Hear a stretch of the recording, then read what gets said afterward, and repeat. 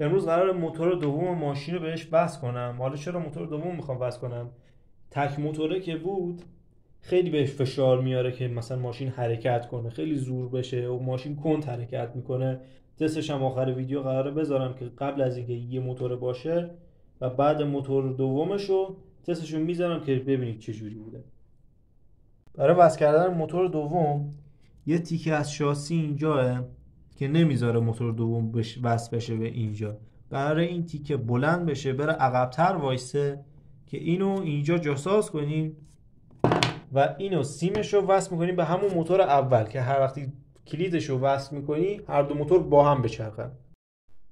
من موتورش رو ایزگیر وصل کردم، سیم کشیش هم همینجا درست شده که اینو یه ذره بهترش هم میکنم که وصل میشه به موتور اولش. الان هم تستشو میذارم.